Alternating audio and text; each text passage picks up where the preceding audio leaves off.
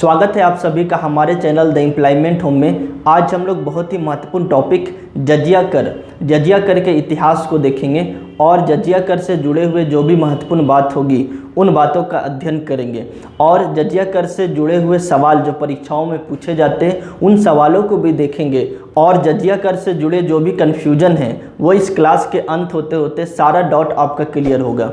चलिए स्टार्ट करते हैं। जजिया कर के बारे में देखते हैं। तो भारत में जितने भी शासक शासन किए, चाहे वो मुसलमान शासक हो चाहे वो हिंदू शासक हो, तो जितने भी शासक के द्वारा भारत में शासन किया गया उन सभी शासकों ने अपने जनता पर कई प्रकार के टैक्स लगाए। अगर हम मुसलमान शासकों की बात करें तो मुसलमान शासकों के द्वारा 4 मुख्य टैक्स लगाए जाते थे। इसके अलावा और भी टैक्स थे जो जनता पर आरोपित किए गए थे, लेकिन मुसलमान शासकों के द्वारा 4 महत्वपूर्ण टैक्स जनता पर लगाए गए थे। पहला टैक्स था जकात। ये सिर्फ मुसलमानों पर लगाया गया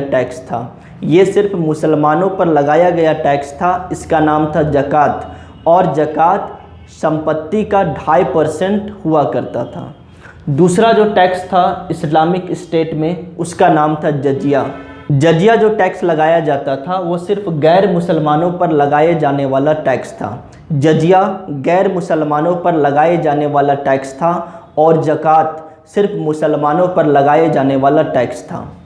इसके अलावा मुस्लिम शासकों के द्वारा तीसरा जो टैक्स लगाया जाता था उसका नाम था खराज जो टैक्स था वो गैर मुस्लिमों पर लगाया जाता था। खराज सिर्फ गैर मुसलमानों पर लगाया जाता था।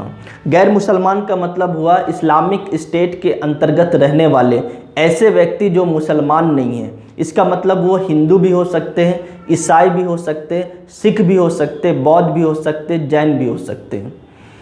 तो मुसलमान के अलावा जो भी धर्म है, जो भी संप्रदाय है, उन सारे व्यक्तियों पर खराज या फिर जजिया टैक्स लगाया जाता था। खराज गैर मुस्लिमों से वसूला जाने वाला रेवेन्यू टैक्स था, भूमि कर था, भू राजस्व कर था। और चौथा जो टैक्स मुस्लिम शासकों के द्वारा जनता पर लगाई जाती थी उसका नाम था उस्र केवल मुस्लिमों पर लगाए जाने वाला टैक्स था। यानी मुस्लिम शासक के क्षेत्र के अंतर्गत रहने वाले जितने भी मुस्लिम थे, जितने भी मुसलमान थे, उस पर भूमि टैक्स, भू राजस्व कर यानी रेवेन्यू टैक्स लगाया जाता था। तो इसका मतलब जकात मुस्लिमों पर लगाए जाने वाला संपत्ति का 2.5%, जजिया गैर मुसलमानों पर लगाए जाने वाला टैक्स था, खराज गैर मुस्लिमों पर लगाए जाने वाला टैक्स भूमि टैक्स था, भू राजस्व कर था, उस्र केवल मुसलमानों पर लगाए जाने वाला टैक्स था जिसको भूमि कर कहा जाता है या एक भूमि कर था। इस 4 टैक्स के अलावा, इस 4 कर के अलावा मुस्लिम शासकों के द्वारा और भी कई टैक्स वसूले जाते थे। भारत में जो भी शासक हुए, चाहे मुसलमान हो या फिर हिंदू हो, उनके द्वारा कई प्रकार के टैक्स शासन प्रणाली को चलाने के लिए लगाए जाते थे। सवाल है कि आपसे पूछा जाएगा जजिया किस प्रकार का टैक्स है। आप कहेंगे जजिया एक धार्मिक टैक्स है। और जजिया किन पर आरोपित की जाती थी? जजिया गैर मुसलमानों पर लगाए जाने वाला टैक्स था। गैर मुसलमानों में हिंदू, ईसाई, सिख, बौद्ध, जैन। और यह टैक्स वो भी सब पर आरोपित नहीं होता था, सभी लोगों पर लगाया नहीं जाता था या सिर्फ वयस्क पर लगाया जाता था। जो युवा थे उन पर लगाए जाने वाला टैक्स था, बूढ़ों पर यह टैक्स नहीं लगाया जाता था। और ऐसे वयस्क जो काम काज कर रहे हैं, जो टैक्स देने में समर्थ है, सक्षम हैं, जो आमदनी कर रहे हैं, कार्य कर रहे हैं, वैसे वयस्क पुरुषों पर जजिया टैक्स लगाया जाता था। यानी अगर कोई वयस्क भी है, गैर मुसलमान भी है, लेकिन वह बेरोजगार है, आमदनी का स्रोत नहीं है उसके पास, तो उस पर टैक्स जो है जजिया टैक्स नहीं लगाया जाता था। जजिया टैक्स गैर मुसलमानों पर सिर्फ और सिर्फ ऐसे वयस्कों पर लगाया जाता था, ऐसे युवाओं पर लगाया जाता था जो कार्य करने में सक्षम हैं, कार्य कर रहे हैं, आमदनी का स्रोत है उसके पास, वैसे युवाओं का, वैसे वयस्कों पर यह जजिया टैक्स लगाया जाता था। सवाल है कि जजिया टैक्स किन पर नहीं लगाया जाता था? तो जजिया बच्चों पर नहीं लगाया जाता था, स्त्रियों पर कोई भी जजिया टैक्स नहीं था। इसके अलावा जो दिव्यांग थे, दिव्यांगों पर भी जजिया टैक्स नहीं वसूला जाता था। इसके अलावा शासन में जो सैनिक हुआ करते थे, उन सैनिकों पर भी जजिया नहीं वसूला जाता था। इसके अलावा ब्राह्मणों पर भी जजिया नहीं वसूला जाता था। पुजारी पर, पंडित पर, पादरी पर, यानी जो भी धर्म गुरु हुआ करते थे किसी भी धर्म के, उन पंडित पुजारियों पर, धर्म गुरुओं पर जजिया टैक्स नहीं वसूला जाता था। इसके अलावा जो सन्यासी हुआ करते थे, उस इस्लामिक स्टेट के अंतर्गत, उस मुस्लिम शासक के अंतर्गत क्षेत्र में जो भी सन्यासी हुआ करता था, उन सन्यासी से जजिया टैक्स नहीं वसूला जाता था। सवाल है कि अगर कोई व्यक्ति जजिया टैक्स दे दे तो उसे क्या फ़ायदा होता था, जजिया टैक्स क्यों दिया जाता था? तो अगर कोई गैर मुस्लिम है ना, इस्लामिक स्टेट में रह रहा है, मुस्लिम शासक के क्षेत्र के अंतर्गत रह रहा है, तो उसे जजिया देना होगा। अगर वो जजिया दे देते हैं तो इस्लामिक स्टेट में रह सकते हैं और अपने धर्म का अनुसरण कर सकते हैं, अपने पर्व त्यौहार मना सकते हैं, अपने धर्म का अनुसरण, अपने संप्रदाय का अनुसरण कर सकते हैं। इसके अलावा जो व्यक्ति जजिया पेड कर देता था, इसको शासक के द्वारा सुरक्षा प्रदान किया जाता था। यानी जजिया के बदले में शासक के द्वारा उसके क्षेत्र का, उसके संपत्ति का, उसके आत्मसम्मान का सेना के माध्यम से सुरक्षा किया जाता था। जो व्यक्ति जजिया पेड कर देते थे शासक को, उसके संपत्ति की सुरक्षा की गारंटी दी जाती थी। इसके अलावा उसे सैनिक सेवा से मुक्ति कर दिया जाता था। उन्हें साम्राज्य के सेना में भर्ती नहीं किया जाता था, सेना शक्ति से मुक्ति कर दिया जाता था। सवाल है कि भारत में सबसे पहले जजिया किसने लगाया था? भारत में सबसे पहले जजिया मोहम्मद बिन कासिम के द्वारा लगाया गया था। हम जानते हैं कि 712 ईस्वी में मोहम्मद बिन कासिम यानी अरबों का भारत पर आक्रमण हुआ। अरबों ने सबसे पहले सफल आक्रमण 712 ईस्वी में मोहम्मद बिन कासिम के नेतृत्व में किया था। मोहम्मद बिन कासिम अपनी सेना लेकर भारत के सिंध प्रांत पर आक्रमण किया। हम जानते हैं कि उस समय का ये जो पंजाब, पाकिस्तान, भारत का जो पंजाब वाला क्षेत्र है, ये पूरा जो क्षेत्र है, ये सिंध प्रांत था। तो मोहम्मद बिन कासिम 712 ईस्वी में भारत के सिंध प्रांत पर आक्रमण किया था। इस समय सिंध प्रांत का राजा दाहिर था। मोहम्मद बिन कासिम ने सिंध के राजा दाहिर को पराजित कर लिया। पराजित करने के बाद सिंध पर मोहम्मद बिन कासिम का कब्जा हो गया। यानी मोहम्मद बिन कासिम ने भारत पर अरब साम्राज्य की स्थापना की और शासन प्रणाली को चलाने लगा। मोहम्मद बिन कासिम के द्वारा सिंध प्रांत में एक स्थान था जिसका नाम था देवल। मोहम्मद बिन कासिम के द्वारा भारत में सबसे पहले देवल में जजिया कर लगाया गया। आपसे पूछा जाएगा सवाल, भारत में सबसे पहले जजिया कर किसने लगाया? 712 ईस्वी में मोहम्मद बिन कासिम के द्वारा भारत में पहली बार जजिया कर वसूला गया और मोहम्मद बिन कासिम ने भारत में सबसे पहले सिंध के देवल पर जजिया कर वसूला। यह जजिया कर केवल मुसलमान शासक के द्वारा ही नहीं लगाया जाता था, कुछ हिंदू शासक भी थे जिन्होंने अपने प्रांत में जजिया वसूला था। उदाहरण के लिए भारत में गढ़वाल वंशों का शासन था और गढ़वाल वंश के जो राजा हुआ करते थे वो अपने स्टेट में जजिया लगाए थे और गढ़वाल वंशों के राजा के द्वारा जो जजिया लगाया गया था वो गैर हिंदुओं पर लगाया गया था और विशेषकर अगर हम बात करें मुसलमानों पर, तो ऐसा मुसलमान जो गढ़वाल वंश के जो शासक थे उसके क्षेत्र के अंतर्गत रह रहा है तो उसे रहने के बदले में जजिया देना होगा। किसको? गढ़वाल वंश के शासक को। तो गढ़वाल वंशों ने भी जजिया कर लगाया। इसका मतलब हिंदू शासक के द्वारा भी भारत में जजिया लगाया गया। तो जो गढ़वाल वंशों के द्वारा मुसलमानों पर जजिया लगाया गया उसे तुरुस्क दंड कर कहा जाता है। इसके अलावा हम जानते हैं कि मोहम्मद बिन कासिम के द्वारा महमूद गजनवी का आक्रमण हुआ। इसके अलावा मोहम्मद गौरी का भी आक्रमण हुआ। महमूद गजनी मोहम्मद गौरी, इसने भारत में एक अस्थायी साम्राज्य का स्थापना नहीं किया था। ये आक्रमण करते थे और सामान को लूटकर चले जाते थे। तो महमूद गजनवी या फिर मोहम्मद गौरी के द्वारा भारत में कोई साम्राज्य की स्थापना नहीं हुई थी। भारत में कोई नियमित शासन व्यवस्था का प्रारंभ नहीं हुआ था। तो जब मोहम्मद गौरी भारत के क्षेत्रों को, दिल्ली और अजमेर के आसपास के क्षेत्रों को जीतकर भारत से वापस लौट रहा था, तो जो जीता हुआ क्षेत्र था, मोहम्मद गौरी ने अपने गुलाम, जिसका नाम था कुतुबुद्दीन ऐबक, कुतुबुद्दीन ऐबक को जीते हुए, भारत में जीते हुए प्रांत को सौंप दिया।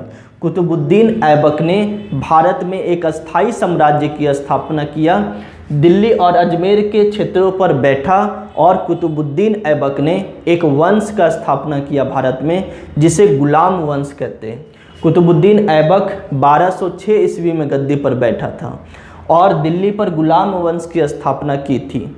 जैसे कुतुबुद्दीन ऐबक दिल्ली की गद्दी पर बैठा, इसके बैठने के साथ ही दिल्ली सल्तनत प्रारंभ हो गया। आपसे पूछा जाएगा दिल्ली सल्तनत का प्रारंभ कब से हुआ? 1206 ईस्वी को, क्योंकि दिल्ली राजधानी बनती है, यहीं से हम कहते हैं कि दिल्ली सल्तनत का प्रारंभ हो गया। आपसे सवाल पूछा जाएगा दिल्ली सल्तनत का पहला राजा बताइए जिसने दिल्ली सल्तनत के अंतर्गत पहली बार जजिया लगाया। कुतुबुद्दीन ऐबक दिल्ली सल्तनत का पहला ऐसा शासक था जिसने जजिया लगाया। अगर पूछा जाए भारत में सबसे पहले जजिया किसने लगाया? मोहम्मद बिन कासिम ने। और पूछा जाए दिल्ली सल्तनत का पहला सुल्तान, पहला राजा जिसने भारत पर जजिया लगाया, नाम क्या होगा? कुतुबुद्दीन ऐबक। तो कुतुबुद्दीन ऐबक के बाद और भी जो शासक आए, उन्होंने जजिया अपने साम्राज्य में अपने जनता पर आरोपित किया। जैसे इल्तुतमिश, रजिया सुल्तान, बलबन, उसके बाद खिलजी वंश का शासन हुआ दिल्ली सल्तनत पर, फिरोज खिलजी, अलाउद्दीन खिलजी। उसके बाद तुगलक वंशों का शासन हुआ, गियासुद्दीन तुगलक, मोहम्मद बिन तुगलक। कुतुबुद्दीन ऐबक से लेकर मोहम्मद बिन तुगलक तक सभी राजाओं के द्वारा अपने जनता पर जजिया कर लगाए गए। लेकिन याद रखना, ये जजिया खराज के साथ वसूला जाता था, अलग से गैर मुसलमानों से जजिया नहीं वसूला जाता था। कुतुबुद्दीन ऐबक से लेकर मोहम्मद बिन तुगलक तक अलग से सेपरेट रूप से, है ना, जजिया टैक्स नहीं वसूला जाता था। इनके द्वारा जो भी जजिया वसूला जाता था वो खराज में ऐड था, खराज में सम्मिलित था। तो खराज के नाम पर ही जजिया ऐड करके वसूला जाता था। मोहम्मद बिन तुगलक के बाद दिल्ली पर अगला सुल्तान बनता है फिरोज तुगलक। याद रखिएगा, फिरोज तुगलक, तुगलक वंश का, दिल्ली सल्तनत का पहला ऐसा राजा था जिसने खराज से जजिया को अलग कर दिया था। यानी फिरोज तुगलक भारत का पहला ऐसा राजा था, दिल्ली सल्तनत का पहला ऐसा सुल्तान था जिसने अलग से जजिया वसूलना शुरू किया। सवाल पूछा जाएगा आपसे, ये सारे सवाल पूछे जाएंगे, है ना, और आप कंफ्यूज हो जाएंगे। इसलिए इन सभी पॉइंट को ध्यान से समझिए, जजिया से जुड़े हुए सारे सवाल आपके बन जाएंगे। वीडियो अच्छा लगे तो लाइक, शेयर और कमेंट जरूर कीजिएगा। फिरोज तुगलक पहला दिल्ली सल्तनत का ऐसा राजा था जिसने खराज से जजिया को अलग करके जजिया को सेपरेट रूप में वसूलना शुरू किया। फिरोज तुगलक ने भारत में कई सारे काम किए थे अपने क्षेत्र के विकास के लिए, अपने जनता के विकास के लिए। इसलिए फिरोज तुगलक को दिल्ली सल्तनत का अकबर भी कहा जाता है। याद रखिएगा, फिरोज तुगलक पहला ऐसा राजा था जिसने ब्राह्मणों पर भी जजिया लगाया। हमने बताया फिरोज तुगलक से पहले मोहम्मद बिन कासिम से लेकर मोहम्मद बिन तुगलक तक जो भी टैक्स लगाए गए, जजिया जो भी लगाया गया, है ना, जिसके द्वारा भी जजिया लगाया गया, वो जजिया बच्चों से, स्त्रियों से, दिव्यांग से, सैनिक से, ब्राह्मण, पुजारी, पादरी, सन्यासी, इनसे जजिया नहीं वसूला जाता था। लेकिन फिरोज तुगलक भारत का पहला ऐसा राजा था जिसने ब्राह्मणों से भी जजिया वसूला। कई बार परीक्षाओं में पूछा गया है कि भारत का पहला राजा बताइए जिसने ब्राह्मणों से भी जजिया वसूला। आंसर होगा क्या? फिरोज तुगलक। फिरोज तुगलक के बाद अगला दिल्ली सल्तनत पर अगला वंश जो शासन करता है उसका नाम होता है लोदी वंश। पहला राजा बहलोल लोदी, फिर सिकंदर लोदी, फिर इब्राहिम लोदी, इन तीनों के द्वारा जजिया वसूला गया अपने जनता पर। हम जानते हैं कि जब इब्राहिम लोदी है ना दिल्ली सल्तनत पर शासन कर रहा था, इसी समय 1526 ईस्वी में बाबर का आक्रमण होता है। 1526 ईस्वी में भारत पर बाबर का आक्रमण होता है, जिसे पानीपत का प्रथम युद्ध कहते हैं। पानीपत का प्रथम युद्ध बाबर और इब्राहिम लोदी के साथ लड़ा जाता है। बाबर बहुत आसानी से इब्राहिम लोदी को हरा देता है और दिल्ली के गद्दी पर बैठ जाता है। बाबर जैसे ही 1526 ईस्वी में इब्राहिम लोदी को हराकर दिल्ली के गद्दी पर बैठता है तो 1526 में दिल्ली सल्तनत समाप्त हो जाता है। दिल्ली सल्तनत का प्रारंभ 1206 ईस्वी से 1526 तक था। 1526 में बाबर ने आक्रमण किया। बाबर ने दिल्ली सल्तनत को समाप्त कर दिया। गद्दी पर बैठने के बाद बाबर ने एक नया वंश चलाया जिसको मुगल वंश के नाम से जानते हैं। 1526 के बाद मुगल वंश की स्थापना होती है और मुगल वंश काफ़ी लंबे समय तक भारत में शासन करता है। तो बाबर के द्वारा भी जजिया वसूला गया। बाबर की मृत्यु के बाद बाबर का बेटा हुमायूं गद्दी पर बैठता है। 1530 से लेकर 1555 हुमायूं का शासनकाल होता है। हुमायूं के द्वारा भी अपने जनता से जजिया वसूला गया था। लेकिन हुमायूं के शासनकाल के बीच में एक शासक होता है जिसका नाम शेर शाह सूरी। कुछ समय तक मुगल साम्राज्य की सत्ता को पलट देता है। शेर शाह सूरी हुमायूं के शासनकाल के दौरान मुगल साम्राज्य के सत्ता को पलटकर खुद ही गद्दी पर बैठ जाता है थोड़े समय के लिए। कब से कब तक? 1540 से लेकर 1545, 5 साल तक शेर शाह सूरी दिल्ली पर कब्जा किया हुआ था। मुगल का शासन व्यवस्था 5 सालों के लिए स्टॉप हो गया था। शेर शाह सूरी और हुमायूं के द्वारा 1539 ईस्वी में चौसा का युद्ध लड़ा जाता है। शेर शाह सूरी हुमायूं को चौसा के युद्ध में बहुत बुरी तरीक़ा से हरा देता है। उसके बाद 1540 ईस्वी में ठीक 1 साल के बाद दोबारा हुमायूं और शेर शाह सूरी का युद्ध होता है, जिसे बिलग्राम या कन्नौज का युद्ध कहते हैं। इस युद्ध में भी शेर शाह सूरी ने हुमायूं को बहुत बुरी तरीक़ा से पराजित कर दिया। हुमायूं अपनी जान बचाने के लिए गंगा नदी में कूद गया और निर्वास का जीवन बिताने लगा और 5 साल तक शेर शाह सूरी ने शासन किया। उसके बाद शेर शाह सूरी जब 5 वर्षों तक शासन किया तो शेर शाह सूरी के द्वारा भी जनता से जजिया कर वसूला गया, लेकिन जजिया के नाम पर नहीं। शेर शाह सूरी ने जो जजिया टैक्स वसूला तो इसे नमक कर के नाम से जाना जाता था। आपसे पूछा जाएगा कि नमक कर किसने वसूला था? आंसर होगा शेर शाह सूरी ने। ये जजिया टैक्स ही था, लेकिन जजिया इसे नाम नहीं दिया गया था। शेर शाह सूरी के द्वारा जो जजिया टैक्स वसूला गया उसे किस नाम से जानते हैं? उसे नमक कर के नाम से जानते हैं। हुमायूं के बाद 1556 ईस्वी में अकबर गद्दी पर बैठता है और अकबर अपने कार्यों से महान साबित होता है। इसे महान अकबर के नाम से जानते हैं। अकबर ने 1564 ईस्वी में जजिया कर को समाप्त कर दिया। आपसे पूछा जाएगा कौन सा ऐसा मुगल बादशाह था जिसने सबसे पहले जजिया कर को समाप्त कर दिया? अकबर 1564 ईस्वी में जजिया कर को समाप्त कर दिया। अकबर के द्वारा जजिया कर गैर मुस्लिमों से नहीं लिया जाने लगा। काफ़ी इंपॉर्टेंट पॉइंट है, वर्ष भी पूछा जाता है। अकबर के बाद उसका बेटा जहांगीर गद्दी पर बैठता है। जहांगीर के बाद उसका बेटा शाहजहां गद्दी पर बैठता है।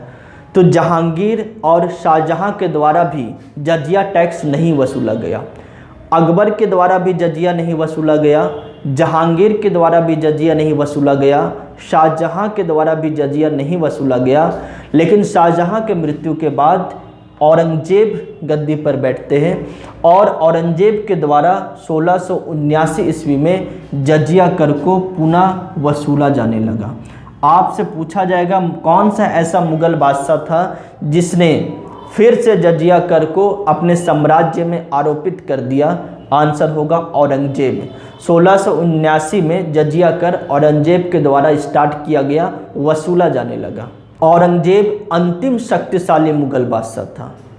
औरंगजेब के समय मुगल बादशाह की सीमाएं बहुत दूर तक फैल चुकी थीं। आपसे पूछा जाएगा सबसे ज़्यादा क्षेत्र मुगल बादशाहों में किसके शासनकाल में था? तो भारत के अंतर्गत सबसे ज़्यादा क्षेत्र औरंगजेब के शासनकाल में था। औरंगजेब के द्वारा 1679 में पुनः जजिया कर को वसूला गया। औरंगजेब अंतिम मुगल बादशाह, अंतिम शक्तिशाली मुगल बादशाह थे। औरंगजेब की मृत्यु 1707 ईस्वी में हो गया था। औरंगजेब के बाद जितने भी मुगल बादशाह गद्दी पर बैठते हैं वो एक अयोग्य मुगल बादशाह होते हैं, शक्तिशाली मुगल बादशाह नहीं होते। उदाहरण के लिए औरंगजेब के बाद गद्दी पर बैठने वाले शासक का नाम है फर्रुखसियर। फर्रुखसियर 1713 ईस्वी में जजिया कर को समाप्त कर देता है। औरंगजेब के द्वारा 1679 में जो जजिया कर प्रारंभ किया गया था, फर्रुखसियर के द्वारा 1713 ईस्वी में जजिया कर को समाप्त कर दिया जाता है।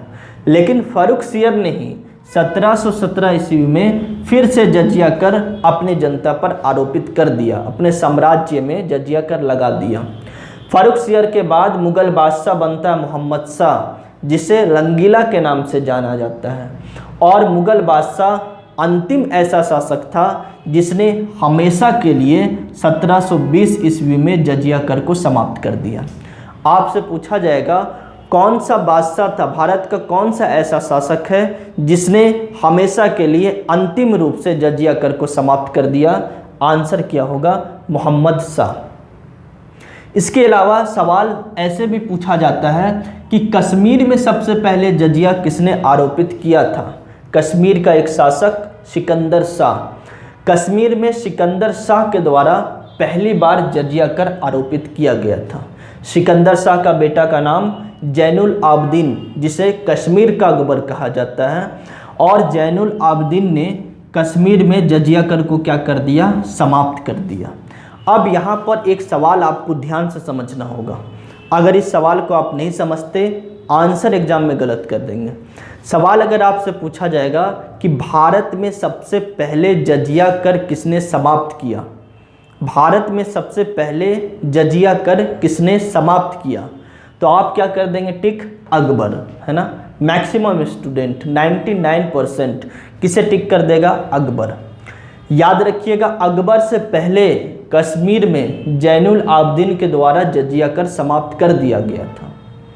इसलिए सवाल पूछे कि भारत का पहला शासक जिसने जजिया कर को समाप्त किया, आंसर होगा जैनुल आबदीन। लेकिन सवाल ऐसे पूछा जाए पहला मुगल बादशाह जिसने जजिया कर को समाप्त किया, आंसर क्या होगा? अकबर। भारत का पहला शासक जिसने जजिया कर को समाप्त किया, जैनुल आबदीन।